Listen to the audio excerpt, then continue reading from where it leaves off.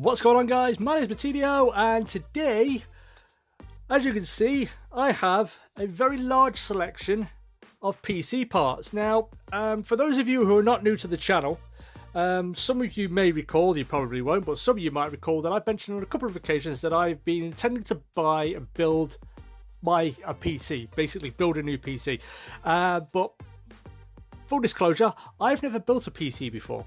So this video is the first in what could possibly be two, maybe three parts that just covers the build process. And this first video is just basically looking at the parts in question and basically running through my reasons for buying each of these parts. Now, apologies about the video quality and how shaky it may be. I'm doing this on a phone camera, but it's a very nice phone camera.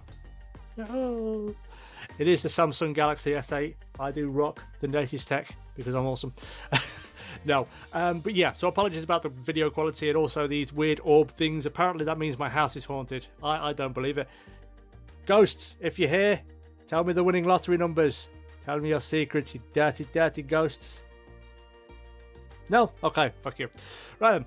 So, yeah, like I said, we're going to be going through the parts today, and we'll start off with the CPU, and this is the Ryzen 1700X. The reason I went for this is because a lot of these parts I bought on Black Friday, and there were a lot of really good deals going around, and one of the deals I got on overclockers was basically the 1700X and this motherboard right here, the Crosshair 6 Hero motherboard. Basically, this is the non-Wi-Fi model, which will explain having the TP link there, but we'll get into that in a second. So the reason I went for it was obviously the pricing. The pricing was very, very good. I think for the motherboard and the processor, it was maybe 30 or 40 pounds more expensive than an 8700K, which is one of the other chips I was looking at. And the reason I chose this, obviously, like I said, the pricing was very, very good on these. The other big reason, the two other big reasons is, big reason number one, I didn't want to have to delete the 8700K to replace the shitty TIM thermal interface material. I think that's what it stands for.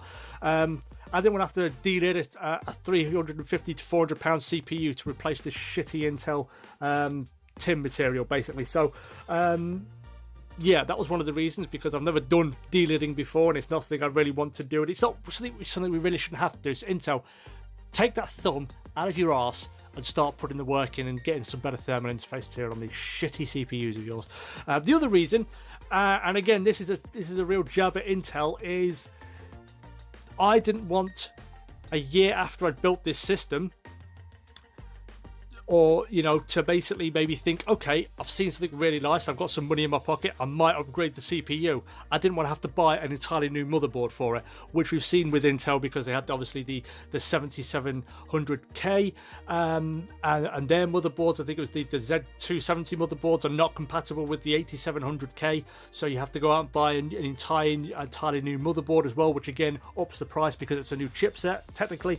And yeah, so I didn't want to have to do that, and AMD are staying with the AM4 platform, so this motherboard will be good for whatever new chips come out up until 2020. I think when the new chips in 2020 come out, they won't be compatible with AM4, but it means this year's new chips, the Zen 2 chips, will be compatible with this motherboard. So if I see something really epically impressive in terms of clock speed from the new Ryzen chips, then I might replace the chip itself, but you know, happy days, I don't have to replace the motherboard to do that. So that's one of the reasons why it's more cost effective in the long run. So that's why I went for that. In terms of the motherboard, the reason I chose this, obviously, as I said, it came in a deal, but also I was looking at this board because from the reviews I've been reading, it is the best board out there, and also it's got some really nice overclocking utilities in there as well. I think most of them do, but this one looks like being the simplest one, and it's a good jumping off point for me to start overclocking and doing manual overclocks, which is just something I want to get into. I want to get more bang for my buck in terms of overclocking for my system, because like I said, you spend this much on PC parts, you want as much performance as you possibly can get out of it, and if overclocking's the way, then so be it. In terms of cooling, we have the Kraken X62 by NZXT. The price difference between this and the X52 was very, very marginal. I think it was only £5 at the time of buying it. It probably is more now. But so the reason I went for this is because it's a bigger cooler with bigger fans. It means the fans aren't going to have to spin as much, which means it's going to be quieter while providing the same cooling, or maybe a little bit more in terms of cooling. My room gets very, very hot, so that's the reason I went for that. Cooling was one of the big factors in terms of the part selection here, so that's the reason I went for the Kraken X62. The other big reason, of course, is, in my opinion, in terms of all-in-one liquid coolers, this is the best looking one without going into custom water loops, which I probably will for my next build. I probably will attempt that, but at this point, an all-in-one loop with this absolutely gorgeous Kraken X62 was the way to go. In terms of RAM, we have 16 gigabytes of Trident Z RGB RAM by G.Skill. This, I got a really good deal on this. This is the 3200 speed. And this, a lot of places were selling this for over 220 quid. I saw some going for 240. I got this for £165 off Amazon on Black Friday. And that's probably one of the reasons why it took 3 weeks to get to me. Because they're probably thinking, why do we price it so low? Look at how high it is everywhere else. We've lost so much money. I'm not letting it go. I'm not. But yeah, we finally got it. So yeah, I'm happy about that, because that again is probably, in my opinion, the best looking RAM on the market. That's just my opinion. You guys might have different ones, and if you do, let me know in the comments. But yeah, so that's the reason I went for that. Also, it works with the Aura Sync as well, which we've got on the motherboard and other bits and bobs as well. So it's about tying it in and getting it to a point where there's just 1 or 2 programs to control the RGB lighting on this system. I don't want to have to open 4 programs to change the RGB lighting from blue to white. You know, so the fewer programs I have to use, the better, basically. And that also brings us up in terms of RGBs and so on. We've got the Hue Plus with the 2 Air RGB fans. Again, these are some of the best looking fans out there, and you know, we've got the Hue Plus controller and we've got the extension kit as well, so this thing is going to be looking absolutely amazing, and all of that will be fitting into my S340 Elite case. Now this is the white version. The reason I went for the white version, and this is a really funny reason, I looked for so many cases and I was very, very much torn, but I went for this one because, unlike a lot of white cases, this one, and you can't see it on the picture unfortunately, this one's interior is white. A lot of white cases have a black interior, and it's kind of simple science really that the colour black absorbs light, whereas the colour white reflects light. So that's the reason I went for that, because I wanted to light this thing up like a big old Christmas tree, so it could be up year-round Christmas. And who doesn't like year-round Christmas? Well, your bank balance doesn't, of course, but yeah, that's probably why we don't have it. But yeah, so that's the reason I went for that.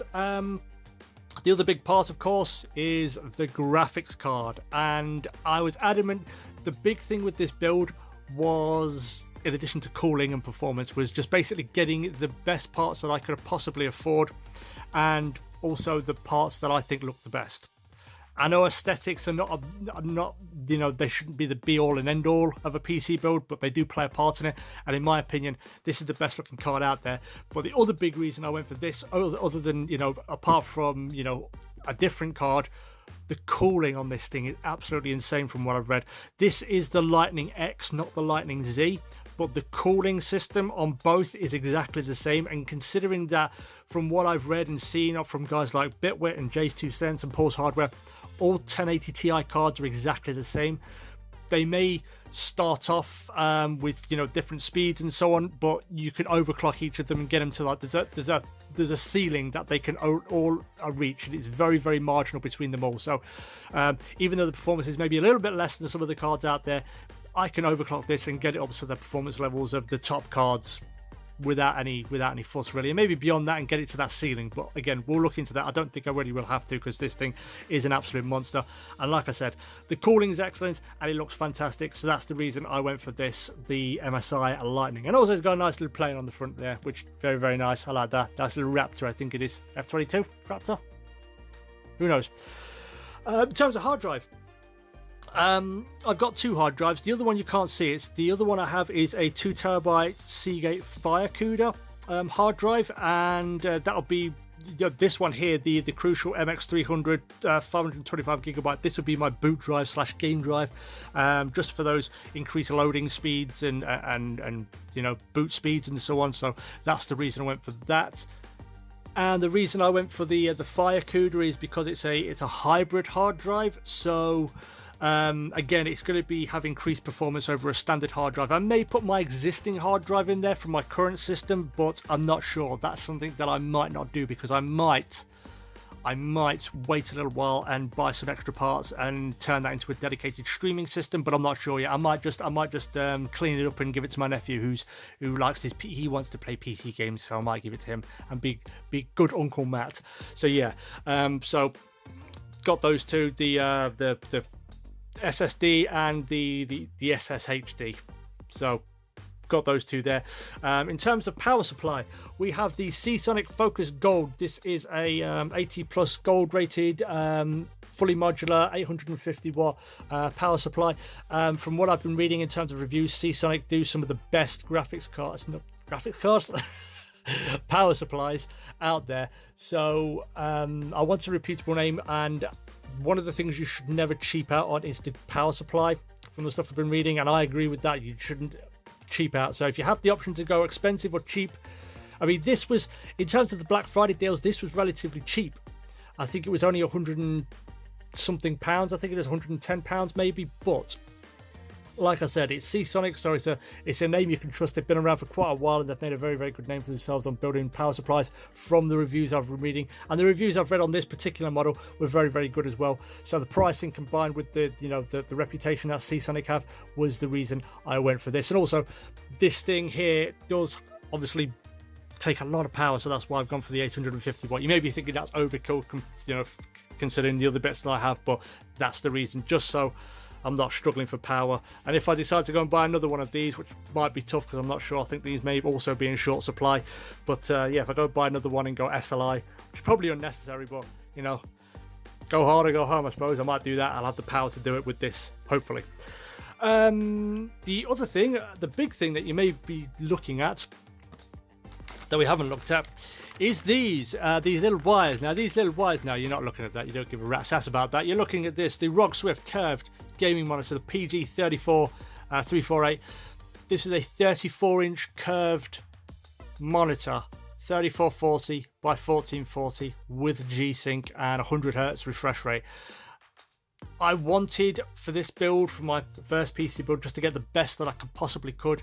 And in terms of the space I have, I know there's a load of new, really big, high resolution, high refresh rate monitors coming out this year from people like Asus and others and so on. But I wanted this one because it fits perfectly for the space I have. And it will when I do my whole refit of my little office area, which will be coming sometime this year. But in terms of the space I have, this is absolutely perfect for that. And also, like I said, I think this is the best monitor on the market for the specs itself. There's a lot of 3440 by 1440 monitors out there, but some of them don't have G-Sync, and this one does. Some of them, build quality maybe isn't brilliant, or there's other little bits and bobs, little niggles with it. And this one, like I said, I love the look of it, and the specs are absolutely insane. So that's the reason I went for that.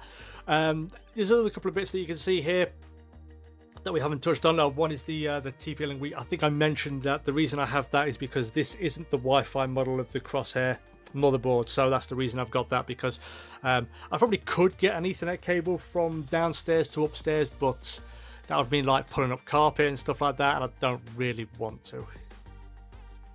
I'm lazy, leave me alone. So yeah, that's the reason that I went for that. And the other thing, I got myself a new headset. I broke my headset, my current headset anyway. I broke it multiple times. It just needs gluing, so it still kind of works, but I need to glue it. But I just I wanted a new headset because, and the reason I went for this is because they do actually sound fantastic as well. As looking pretty cool, so that's the reason I went for that. The HyperX Cloud 2, they're very, very highly rated by people, and I have no complaints. I've given them a try watching films and Netflix and just binge watching Stranger Things, because I've never watched it up until a couple of weeks ago. Never watched it before, and that was actually a standard. I've just finished the season finale of season 2, So I'm very, very excited for the new one, which will probably come in about a year from now. But whatever. So yeah, so I got myself a new headset, and I got myself a new microphone as well. So this wasn't just about building a PC. This was about maybe upgrading some of the existing parts for my my current setup. And you know, the reason I went for this is I've got a blue snowball at the moment, but some of you may have may hear that it crackles every now and again, my commentary audio, which it annoys the crap out of me.